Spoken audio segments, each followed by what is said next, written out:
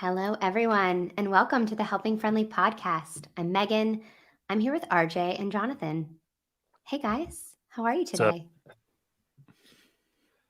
I am good. Good to see you both. I'm Yeah, also it's good to good. see you too. You're good I'm too? glad, I'm glad to be here. It feels like it's been a long time, but I guess we did it last week. Did we? What was last I, week? Wasn't that Goose Tour?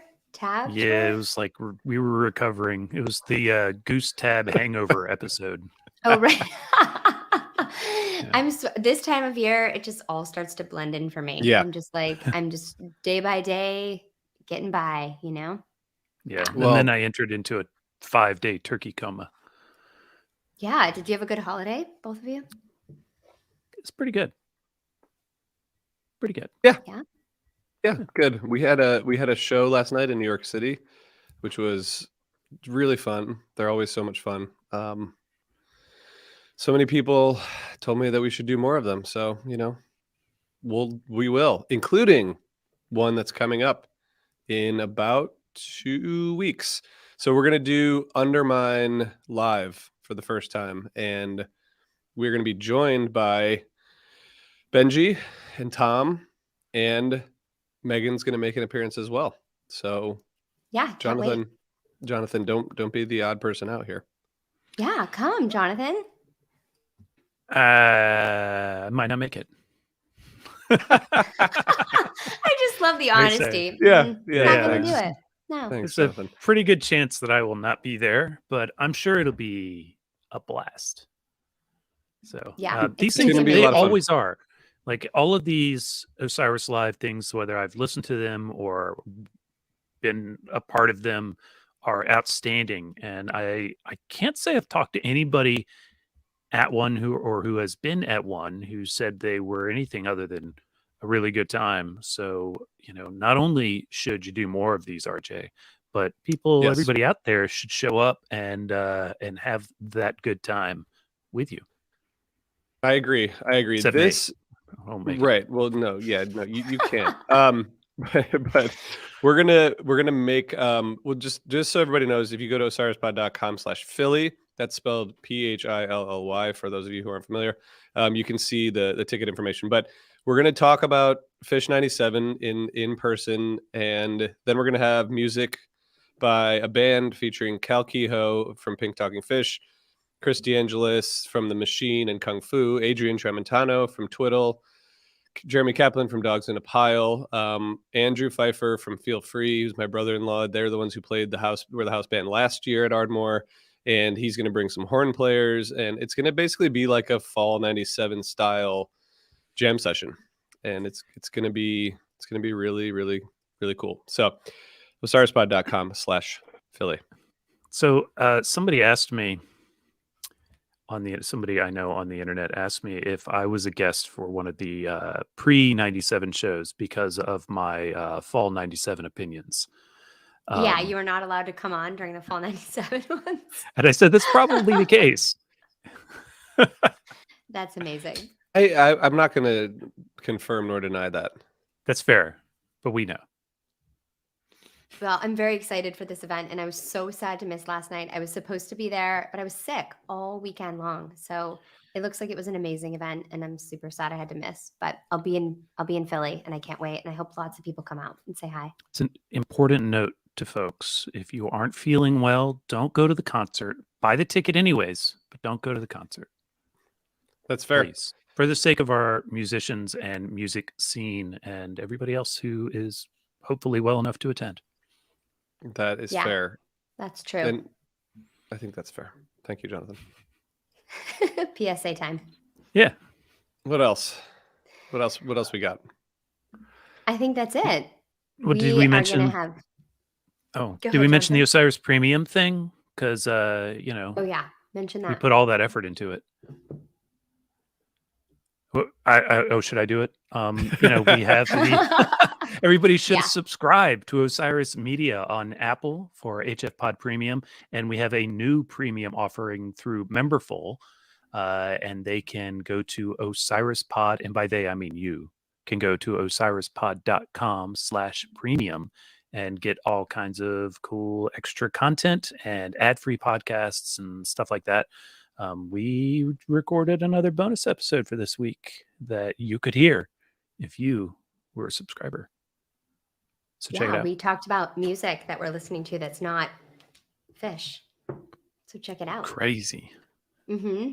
Wow, Can you do that? happens. Can you listen to non-Fish music? Apparently, we find time. Well, okay. It's happening. It's all happening, guys. Thank you for doing that, Jonathan. So, Megan, we are talking about a show today that is turning 13 as we speak. What were either of you at the show? I don't think you were, Jonathan, but were you there, Megan? No, I wasn't. No, I only saw one show in 2009. So I wasn't there on Wow. 11/28/2009. Yeah. One show. I was One show. was And it at- was actually, oh, go ahead, Jonathan. I was going to say I was at two shows, not the show before it, but the show before the show before this one. The one before was not great. Thanksgiving. Yes, the one Yeah. before Thanksgiving. Yeah, I saw the show in Jones Beach that summer, June 2009.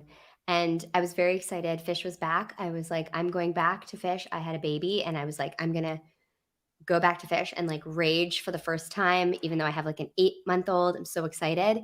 And then I found out that morning that I was pregnant again. And then I went out to Jones Beach, knocked up. It poured raining. It was freezing cold. My husband, who doesn't like fish, we walked into the venue. This is when they were not selling alcohol inside the venue. So my husband goes inside and has to have like a sober show. And it was a long night. Hey, if it was you're like gonna have a time sober turns show, elastic. It was He like, should have a sober show. that's not fair. It's like bringing someone who doesn't like fish and being like, and you can't drink. Like, this is like torture. And they're going to play Time Turns Elastic and Petrichor. Oh, no, just kidding. They played a fourth quarter Time Turns Elastic at 11:25:09 in Philadelphia. Yeah. We have photographic evidence of people I know who were asleep during that. Exactly. Oh, Yeah. Yeah. So that was my only show I saw that year. But But this not show this is- night. not this They night. did not This play night's- Time Turns Elastic this night. They did which not. is why the show is good.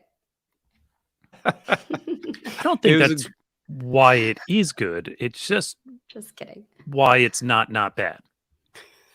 Yeah. Fair. So I saw so many shows in 2009. Maybe like 10. Wow. crazy. That's a lot. Maybe 8. I mean, I saw a lot, and I saw this show and the night before and the night after in Portland, Maine, which was great weekend run. This was a really important show, I think, for a lot of people. It was for me. I was in disbelief really about the whole thing. So I mean, we should definitely talk about it, but I guess we should just say now, is this when Fish was back? Like, was this show, like, did this show mean anything to you guys in terms of Fish being back for real? I felt like that everybody coming on after this show happened saying Fish is back was taking away from when we said it in the summer after the Camden show that I saw with the sand. That was Fair. not short and kind of fun and, got out there a little bit, but stayed funky. But yes, these jams are dope and the kinds of jams that we really wanted. So maybe it meant they were back. Maybe it takes a couple of jams for us to go, okay, maybe it's real. I don't know. I saw 7 Yeah. shows in 2009, by the way. Well, if we were going to start comparing numbers, which is a That's a high lot. number for me. Yeah, that's a high number. I feel like that's But you like saw a the lot Hampton for you run for too, any right? year, isn't it? It's one of my higher years, but it's no 1999. What is? You know what I mean? For real. I saw 11 shows in 2009, which is an insane number of shows for a year. That was just like fine. for the most I was part. so excited. They Right. were back, right? So I'm sure you were like energized and excited because they were like back, and it was, it was like Fish's touring again. Fish was back together. It's exciting. Right. I think the Fishnet rankings of like the average of those 11 shows that I saw are probably, it's probably not great. 2.859.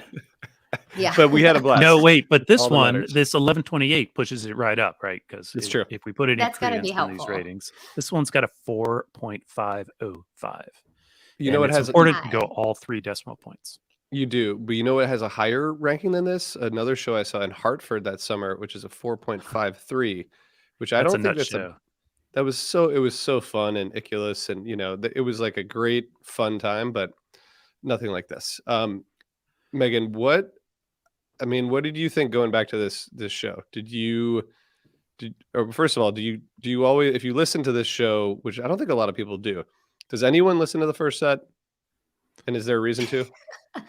I mean, I enjoyed it. It's energetic. Like, I have some highlights. I think that like obviously it's the second set that people listen to. And it's been fun talking about this that we were going to talk about the show because a lot of people were like chiming in on the internet being like, I was there. It was awesome. What a night. I think it was, if you were there, I think it was a big deal. It was probably one of the best shows of this year. So, I think that like the best jamming, best second set probably of the year. So I think that it was impactful, especially for people who were there.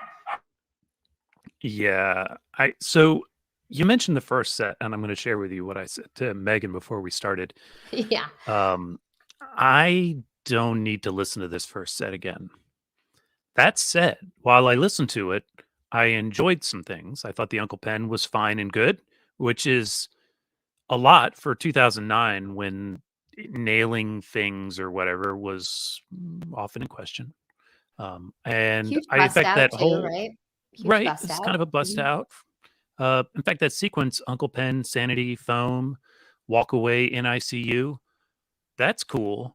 But it's all, and the melt is not bad, but it's all kind of jumbled in with this very 2009 stuff that I could leave behind because it's not like Numberline gets out, like with sometimes they stretch Numberline. It's not like Stealing Time really does what Stealing Time does best.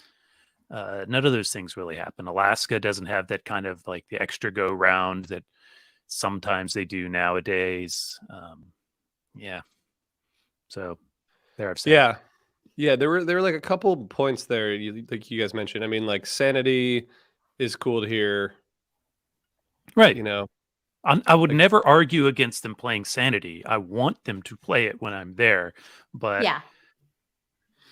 yeah. Well, the set doesn't have any flow. I think the set has like no kind of like narrative arc or flow to it. It's very like jukebox 2009 to me. It's like, yeah, I mean, like it's just like in the same set, you've got, Stealing Time is the second song. Like that's just weird to me. Sanity, Foam, like Vultures, Numberline, like these songs they don't sound right together. Like there has to be some sort of an arc. And I think this is when, setlist construction was not, it's not, worked out yet. I think they were trying to like learn a lot of these songs they hadn't played in a long time. And yeah, there's Yeah. just, I mean, I think like Party Time's a fun opener, great energy. Uncle Pen is good, and they rip through Stealing Time too. I mean, I think that nice landing spot and Joy, but I don't know. I think the set definitely is, it's not great. It's just I should fine. be clear. I don't hate any of those songs either. Like there are plenty of people who might No. come on here and say, "Ugh, Joy, ugh, Vultures, Numberline." I like all those songs. I don't Same. necessarily need them all in the same set, It doesn't make sense. but it was 2009. I And the think split open is like not, it doesn't go anywhere really. it almost feels They like wanted to. it almost feels like they're promoting an album, which like they're Weird. not very good at. But it came out like 2 months before this. I mean, in that first set, you get at least you get the first 3 songs from Joy in that Yeah. first set, and that's like, that's it just felt like they were just going through songs. But I mean, I was on the floor of the venue for the show. There were chairs on the floor, one of those Yes. venues where there were seats. Oh. zero recollection whatsoever about the first set. I don't remember anything. I don't even remember like being there. I'm pretty sure I was. I remember the entire second set, minute by minute. I have no recollection of the first set at all. Like not even like oh yeah, it was cool when they did that, but like apparently they played all these songs. So I guess that's the impression it left on me. Isn't that amazing? Yeah. Oh my God, that's amazing. I'm gonna say, in fact, because I keep looking at this set, the overall show, and thinking, what could they have done if they put "Let Me Lie" in the first set and "Sanity" in its slot in the second set? Second set would be all bangers. Wow, that's a really good call. I like that. Yeah. They should really hire me to write set lists. I I think mean, so I know too. Trey's into I it, agree with that. whatever, but like, He has a lot on his plate. Maybe he should like farm that out to you. yeah, I mean, I don't even have to travel and even go to the. I could do it from here, just like I don't the think any. I bet I haven't heard anyone else besides you ever say that they would be interested in that job. So I feel like you wouldn't have a lot of competition. Yeah. Oh no, I mean if they advertise it, they wouldn't be able to manage the resumes. But I'm just saying, like Just skip that whole thing. Trey, RJ's got my number, so let's make Yeah. it happen. It's true. I do have his number. It's amazing. Okay, so I guess that's that. So I don't know what that is. But should we talk about this set too at all? I think we need to, because wow, so far the people listening and watching are probably like, wow, this is a sad episode. But it's not as sad as our episode about the Shoreline 2000 run, which was probably the No. most sad episode we've ever done. Do you remember that, Megan? We were just like sad. Yeah. So that's not happening today. No, there's good stuff to talk about today. Yeah. Where do you want to start with the second set, Megan? Well, I mean, I think we need to start at the beginning. I think the whole first half of this set is incredible. And I would say there's an argument to be said the whole set's good. I mean, the set reads 7 Below into Ghost, Cool It Down into Gotta Jaboo, Let Me Lie, Wolfman's Brother into Julius, and then an encore of You Enjoy Myself. Yeah, I mean, this 7 Below, it's 24 and a half minutes. It's amazing. The first 9 minutes or so, they're a little searching to me. And then around 10 minutes, it gets like cacophonous. And then Paige comes through with the piano. And it's just like there's something to hold on to in that moment. And I just love how like 15 minutes in, it gets like really dancey and rhythmic. And Paige is laying these like synth sounds over it all. And it ends with like just uplifting hose from Trey. I mean, this is a beautiful jam. It's really nice. 100% agreed. It makes the case for them leaning into 7 Below more again sometime soon, maybe, because this is an absolute gorgeous performance, and the fact that it goes into this Ghost, which is no slouch, not jumping ahead, Oh, I love this Ghost. just doubles its worth, frankly. RJ? Yeah, I mean, this was just, first of all, I was with a friend who I think still listens to the podcast occasionally, and we had a joint passed around at set break, and I was standing on my chair during this because it was very it unsafe. was so outrageous, and he was sitting down with his head like kind of in his head in his hands, trying to recover. We were all a little out of practice, but like, we don't know how to do this anymore. Yeah. What happens during Monster Jams? But you mentioned, Megan, like 8 minutes into it, they sort of like it starts to kind of take off, and then I think it's around 12 minutes, Trey just starts this like nice rock chord riff that just kind of carries them for a while, and I feel like that kind of sets the tone. It just was this intentional, do you think? I feel like it this came is out and we're like one of those where they were like, let's try it. Let's try this. Yeah. It seems like it, especially because they kind of continue jamming into Ghost. I think that there's like a real push to kind of keep trying things, and it's working. It has to be exciting for them. Good context provided in the chat there from our Brian from Attendance Bias. It was cold and rainy that weekend too. It was. So Yeah, probably a motivator. But yeah, this song wasn't. really on the shelf then, kind of as much as it may be now. God damn it. But they reached for it, They did. But seemed Baker's fitting, and Dozen, they they did went like for a it. big jam at Baker's Dozen too, right? Like sometimes it Yeah. comes out. Mhm. Yeah. Not enough. Yeah. Yeah. Not enough. Not enough for Jonathan. But this is I mean, they haven't played so it since 2016. Oh wait, I scrolled all the way to the jams. That's not true. They played it twice this year. They played it once in 2019, twice in 2018. Yeah, so that's just not enough. Twice in 2017. We Yeah, needed it's definitely a rarity. more. Sorry, that's a different yeah. song. I'll shut up. Well, More is, a Different song. great song also. There was, you mentioned the Baker's Dozen version, really probably, I mean, that's a really solid one. 12/31/18. So there, but it's not like this, which gets me back to the whole thing that I always think about with jams like this, which is like, does it even matter what song it is when 3 minutes into the song it's not a song anymore? I guess it is. Does it No. lay the foundation for them to go in different places by playing like this, by playing Seven Below versus Talent Disease for 4 minutes? I think sometimes it Depends, certainly, right? when you look at how Trey likes to end songs, it gives them kind of a tonic foundation, and where they go from that foundation into the next, modulation and so forth, so on. At some point, maybe it didn't matter. At some point, they may be far enough out there that they could have gotten there from anywhere, but then they so often go back. And so it does impact the arc of the song, when there's an arc. Sometimes it's just a up and out. This one's kind of an up and out. Um, but I think it has a lot to do with where the song will go. Yeah. Yeah, and Tweezer, like, is always going to start in this funky place, right? And it might go Right. somewhere else, but yeah. And Yeah, sometimes and it's it like, it goes there depends, like on a right? dime. Sometimes it's a gradual shift. Sorry, man. Yeah, and sometimes I was just gonna say sometimes you have like these dark evil jams that come out of like these love and light songs, right? And then sometimes you have like a bliss jam out of Carini. So it's like it doesn't necessarily always stay with the vibe, but I do Yeah. agree with you, Jonathan, that when he wants to bring it back, then it's going to affect the jam, especially because we Absolutely. know Trey likes to bring it back. He does. He really does.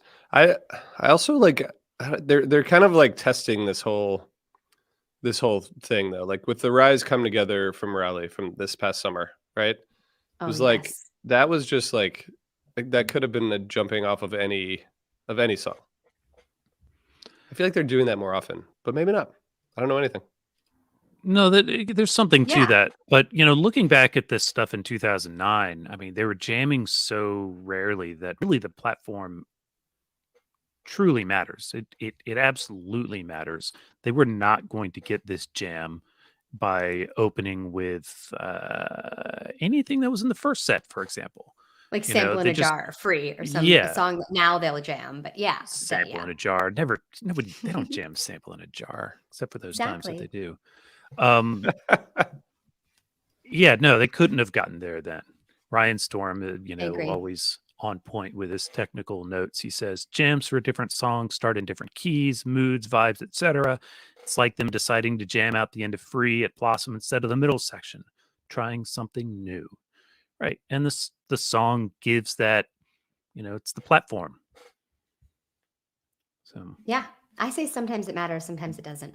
Now, different. I agree. In 2009, I feel like it did matter. I think that it was absolutely, more it mattered. intentional. Yeah, in 2009.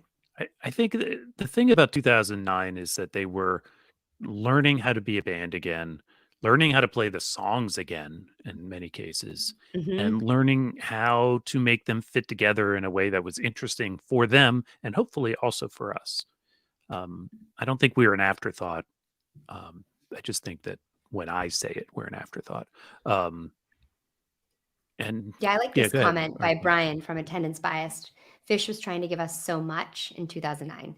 A new album, 2 if you include the Party Time bonus disc, a Hell Halloween yeah. album, rarities, new covers, and the seams show in the setlist construction. I think Yeah. that's fair. On top of what you were saying, Jonathan, about relearning the songs, relearning how to be a band, relearning how to communicate, relearning how to trust each other on stage and jam. It's a lot they were doing. It's a lot. It is. You don't get to And just like be fish again, after 5 years off. Like you've got to like work at it. It's pretty incredible that they were even doing this 9 months into it, yeah, I mean, in the 6 months into it. summer, I was lucky enough to be at that Camden show, for example, and we got, a good jam. And, it was pretty clear that they wanted to connect to the band that they had been, but not necessarily the band that they were when they split up in '04, but Right. something a little more akin to a 90s version of themselves. And it was just going to take time to get there. This is one of those flashes, like it's in them.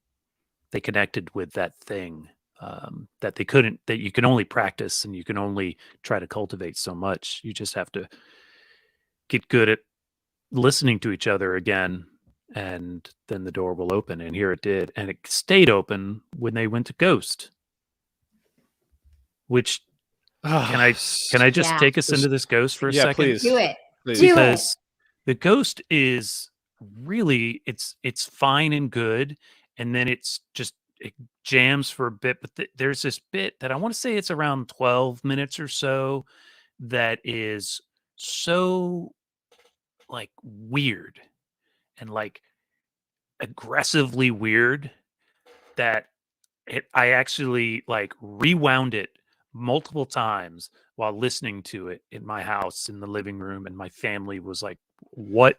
Why?" It's like, What is listen to happening right this, now? hear this, and it's it was outstanding. This Ghost makes the entire show worthwhile. Seven Below is 24 minutes. This Ghost to me makes the entire show worthwhile because they get into the deep dark weird here, and it probably wouldn't have happened without that Seven Below. Yeah, But it's almost like also, they just pick it balance. up.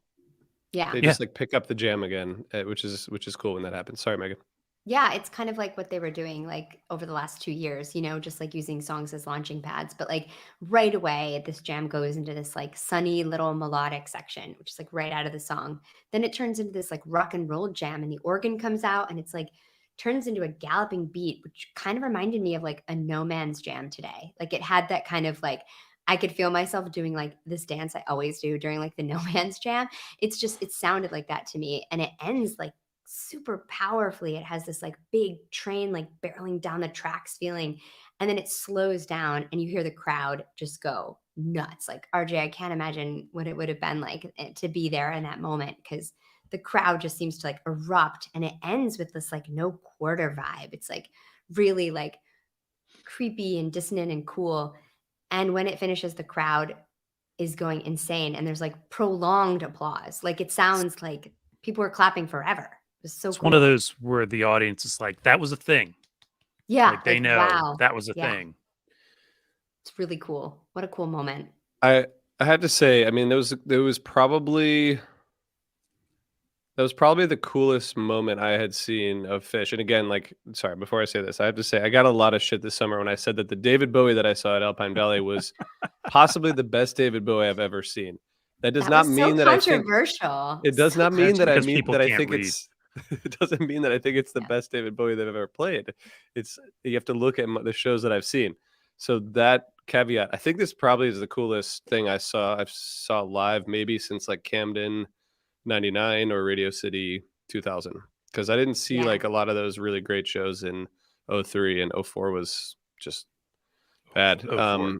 So this was like, for me, this was a Fish career, show going career defining set, and it didn't even really matter like what, when I was listening back to it today, I hadn't listened to it in a while.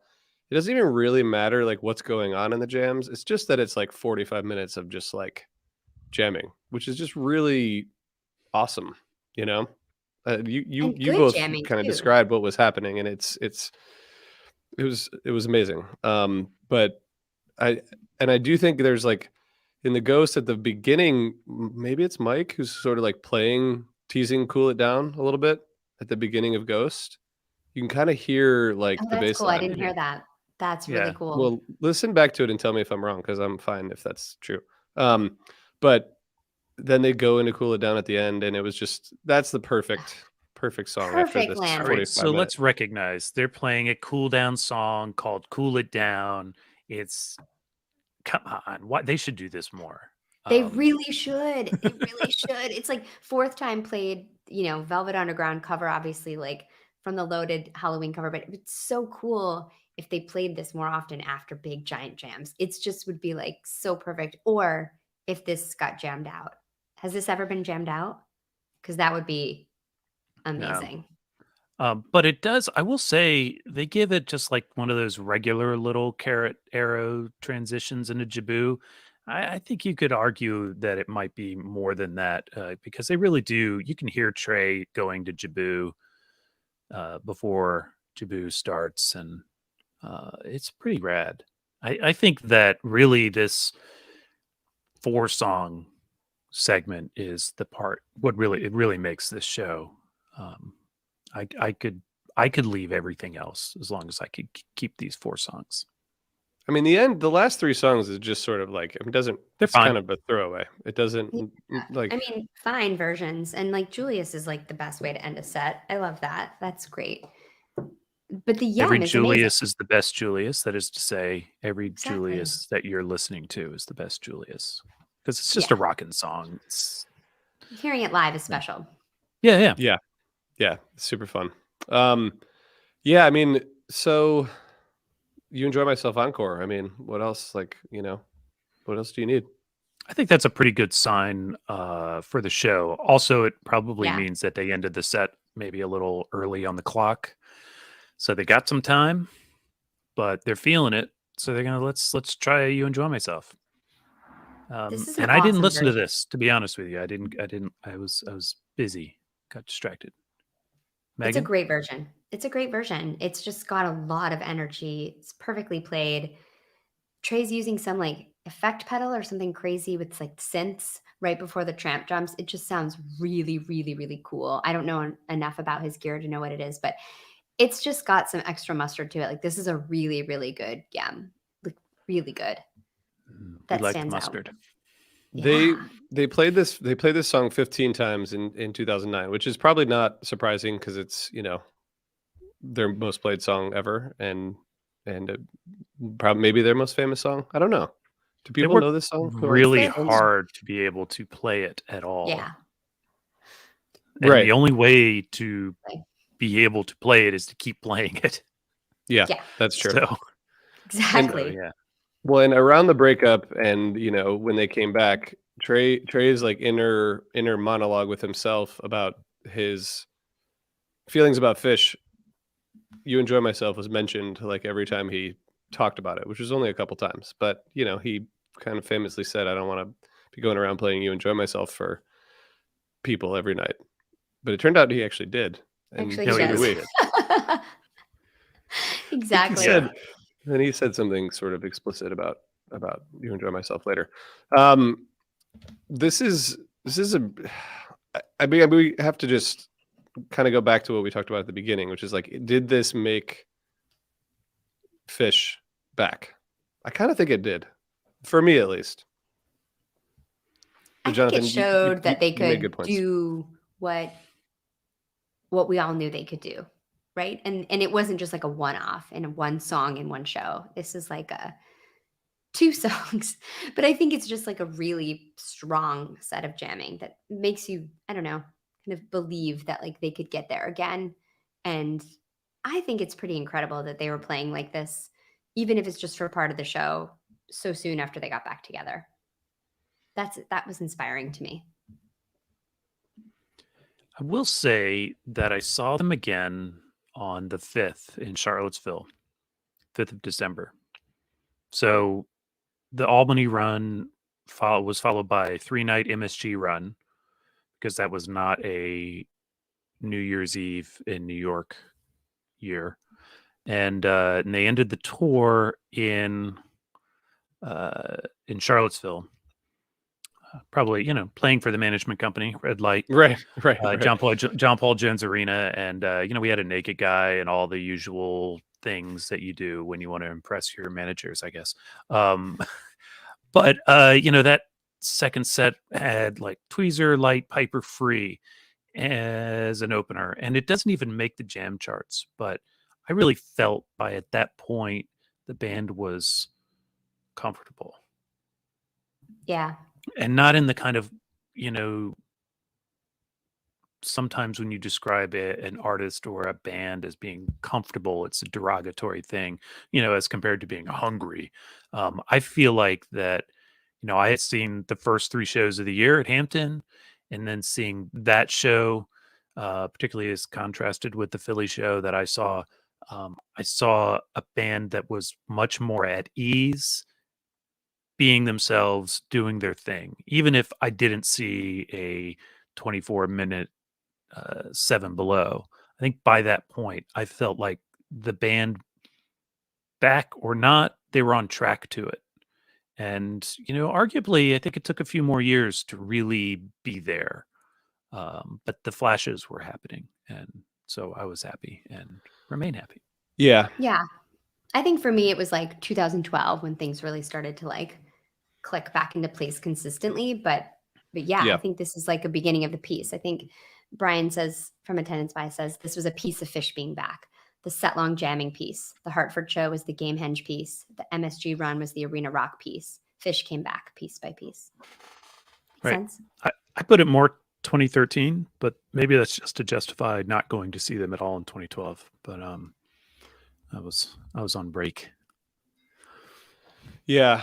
I mean, yeah. That was a weird end to that tour. I mean, In this tour, you Yeah, mean, just in like December? going to 3 nights at MSG and then So like weird. ending in Charlottesville, and then it was over. But I I know, think it it's was just one what night they in could Charlottesville. get. Weird. Somebody else had New Year's and they weren't booking it, and they played New Year's in Miami, and so they were like, "But we got to hit MSG." And I had a bunch of Right. friends who went to those shows, and they thought it was a blast. And some of them came down to Charlottesville after you know, it snowed, and you know, it was fun. so I got to see the night before this and this night and the next night in Portland, Maine, which was really, I thought, really fun. Doesn't get a lot of love in the Fish world. 0 jam chart entries, but it was a fun show. It was like a really good combo of shows. But I guess it was just part of like, yeah, it was part of Fish just being back. Just fun, just going to shows. I did just skip right over it, even in my like retelling. They played Albany, then they played MSG. Completely skipped over that Portland show. But I knew a lot of people were psyched. They played Nellie Kane, so that means the show was worth having. Yeah, it was fun. I mean, it was really fun. They had I mean, it was a nice Mike's Groove in the first set. Crimes of the Mind, which I don't think I had Ooh. seen Weird. before. Which Throwback. was just a sort of a strange bust out. Pebbles and Marbles. Come on. Actually, can I just tell you guys, because this is very extremely You important? can. Of course. I actually saw Crimes of the Mind. The last time I saw it was 11/28/03 at Nassau Coliseum, which was the first time played since '94. And then the next time they played it was this Portland show, the night after the show. So I saw like That's know, weird. two bust outs in a row, but several years apart. I saw the Pebbles and very Marbles next is time they I've played never it. seen that song. I've never You seen did? it. You've never seen it? I was wondering if we Mm-mm. like cover everything in this. No, Was, I've never well, seen you it. have to see the next time, but I saw it in 2016 when they played it in Vegas. Right Oh, before yeah. that epic golden age. Oh, I love that golden age. I mean, it's only been played 8 times. Yeah, it's coming back. MSG this year, whatever night we're all going to be hanging out. That's happening, right? And by Yeah. we're all, you mean you guys, right? It just means sort of like just the world. Oh, okay. Yeah, the world will be hanging out. It's true. The world's going to be hanging out. For Hopefully you all listening and watching will be there as part of the world. Yeah, I mean, this is fun to go back to. I wonder, would you guys 2009, like, would you be surprised to know that 13 years later we're still getting Fish concerts and going to Fish concerts? I'm not sure I would have bet on it. I would say in 2009, my inkling was that the band wanted to be doing it still. Like in 2009, they were looking ahead going, this is great. It's certainly by fall tour. This is going well. I'd love to keep doing this in perpetuity in some way. But Yeah, I I mean, personally might not have bet on it. yeah, I mean, they were back and they were committed to being back together, but I felt like it'd be something that I'd probably do 1 or 2 times a year moving forward, you know, and something that would be just kind of like a fun thing that I'd get together with old friends and we'd see our old favorite band. I didn't think they'd be generating incredible new music constantly and playing one of their best tours that they've had in a really long time in 2021. Like, no way. I don't know. This band continues to amaze me. I mean, what's the alternative? They could be like Ween, who is just out just doing like victory lap or whatever on their whole Yeah. career. They're not Or really like, making new music. They're just playing shows. And I'm no Ween expert. I'm just quoting somebody who said exactly this near me on the internet today. And I think they're kind of right. They're not doing, whereas Fish is making new stuff with seems like every intention to keep building on what they've done. Weird. so weird. Yeah. Well, just sorry, one question from a viewer. Was the Portland show with Acapella Freebird? Yes. That is correct. That was fun. Yeah, it's all good. You know, we just keep being able to see Fish, which is fun. What else do you guys got about this show before we do something else? I think I'd say it was fun to listen back to. I never go back and listen to 2009. So this was fun. It was cool to listen back and think about where they were then and listen to some of these jams. And Sounds not like you see got the first set, Jonathan, right? Well, I mean, it was fun. I had a good time listening to it. I just, but these jams were amazing, and I hadn't listened to them in a long time, so it was really fun to go back and check them out. And yeah, I don't really listen to '09 Fish because I think there's newer, arguably more compelling Fish for the most part. But these jams stand up against really any of it. Yeah, man. What a fantastic situation. All right. Well, sorry, go ahead, Jonathan. Oh, I was going to say, what a shame that you had to be there, RJ. I hope you've recovered. It was really, really great. I had so much fun, and yeah, I was excited to be back on fall tour. You know, that's another Right. thing. Yeah. Indoor Fish. Give me some. Just great. And I guess we're going to come back next week with another episode. Should we? Yeah, we'll be back on Monday at 4:30. It's going to happen. It's going to happen. And thank you, everyone, for watching. Thank you, everyone, for listening. Actually, before we go, I'm just going to tell you guys about Sunset Lake CBD. I think our listeners and viewers could do this ad from memory, but we'll do it now to remind you. Sunset Lake CBD's line of smokable hemp products are for the old deadhead or the young fish fan searching for a mellow body high. Sunset Lake CBD has a bunch of amazing stuff: flower, pre-rolls, pre-rolled blunts, if that's your thing. You got salve, you got topicals, you got the tincture that I use. There's so much. It's really great. Did I miss anything? Gummies. Is that everything? Gummies. And they have Pet these products?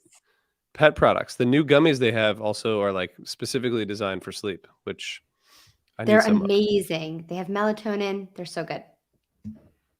I would recommend. See, it's all happening. But you should go to sunsetlakecbd.com and use the code HFPod for 20% off. It's the holidays, so you should get some Sunset Lake CBD as a gift for someone, and then they will discover Sunset Lake CBD, and then it's just going to be great. That's what I think. I agree. Do you guys agree? I agree. Yeah. Good gift Sunset idea. Lake's the best. It's a great gift idea. Look at that. You're It's on welcome, my everyone out list. there. It's on Jonathan's list. So if anyone wants to get Jonathan some Sunset Lake CBD, just make sure you use the code HFPod for 20% off of Jonathan's present. All right. I think that's it. I think we're good. I think we're out of here. I think Thank we're out you of here. guys. Thanks, everybody. We'll see you next Thanks, week. everyone.